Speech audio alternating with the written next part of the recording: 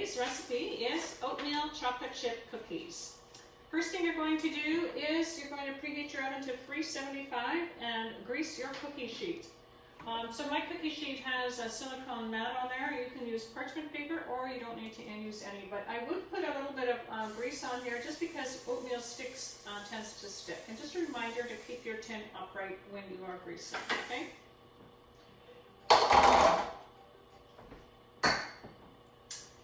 I'm going to get my 4 bowls going before I actually start so that once I get going it's not going to take very long. So in the large bowl that's going to be this one here actually. You are going to be putting your margarine, brown sugar and the white sugar. My butter, I'm using butter and you want to make sure it's room temperature. So 125 mils. And put that into your large bowl, which I'm going to use the big mixer here today. When we're at school, we use the hand mixers, and if you just have a hand mixer, absolutely. But I think most people do have the large mixers, so go ahead and use the hard mixer, the big mixers, okay? To that, 125 mils of brown sugar. Now, when you're measuring brown sugar, you do need to make sure that you make it a little bit rounded full and then pack it down. Recipes will not tell you to pack it down, but it is assumed that you know that. So you do need to pack it down and pack this like that, level off, and then plop that in. And then to that, 125 mils of white sugar.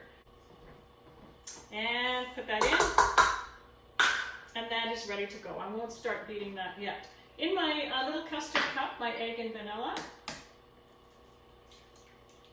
I always like to put my egg in a custard cup just to check for eggshells.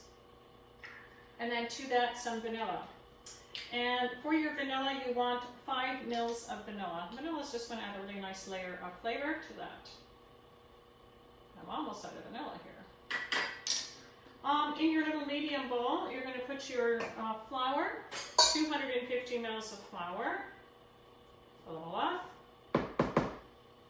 To that, 2.5 mils. And here's your baking soda. And then a half a mil of salt. So I'm just going to do a half of this one here for the salt. And that is ready. And then in your little bowl here is going to be your oatmeal and chocolate chips. So 250 mils of oatmeal.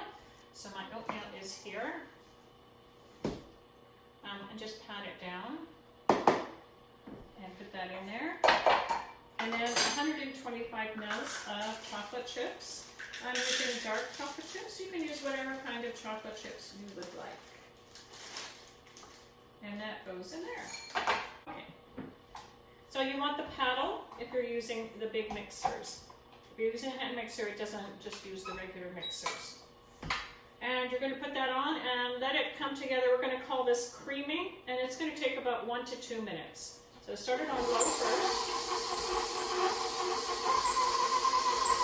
And then once it starts coming together, you're going to turn it on to higher. And let it go for a minute or 2. Okay, so mine's been beating for about 2 to 3 minutes, and it should look quite light in color like that. Okay, so that's what you're looking for, about 2 to 3 minutes. I'm going to put it back in my mixer here, and then I'm going to add my paddle in again. I'm just going to scrape it down a little bit like so, and put my paddle back in. Now you're going to add your egg and vanilla. I forgot to mention before that the learning target for today is the cookie method, okay? So the cookie method is you cream the butter and sugar first till it's light and fluffy. Then you're going to add your egg and vanilla, and you're going to beat it just until it comes together. This should take only about 30 seconds. You don't want to overmix it. Okay, so add it in, the egg and vanilla. I'm just going to put it up. And you're going to do this on low or just near low, okay? And just for about 30 seconds until it comes. So I'm going to do it at my number 3.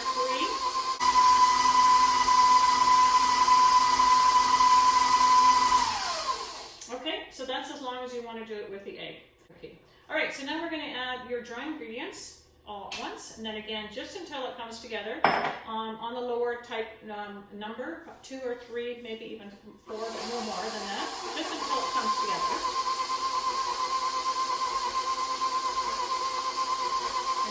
that comes together, you're going to add your oatmeal and chocolate chips.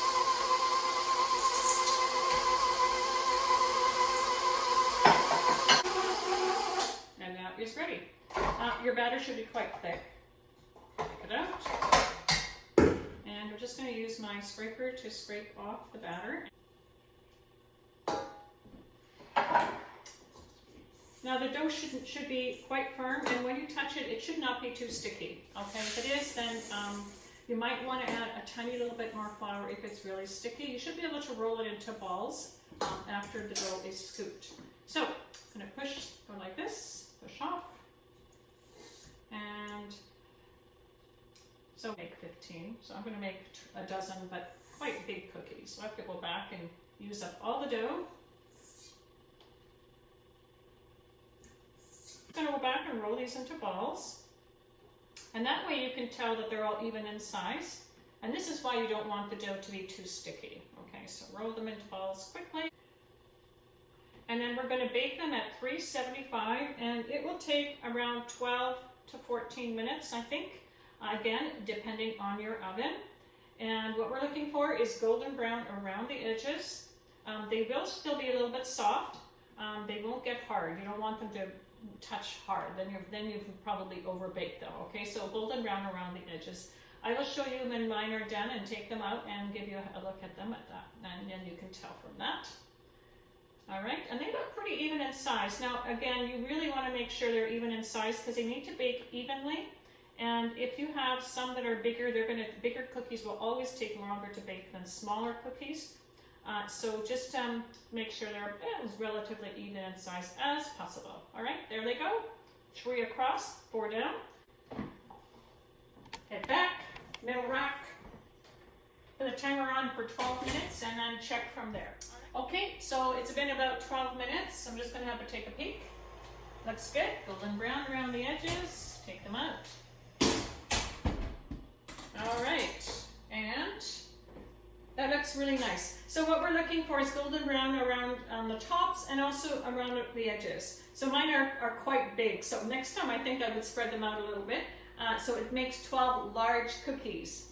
Now the best way to remove this is to just let them set for about a minute or two before you take them out. Okay, so we're gonna let them set for about 1 minute.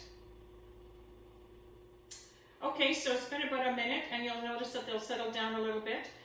I'm just going to separate them because they're actually quite big. So next time, as I said before, I would just move them apart a little bit more. And I'll just take out a couple just so you can see. The longer you let them sit in the pan, it'll be easier to take out, but for sure a minute. And then you just take it and you just plop it down and like that. All right, enjoy.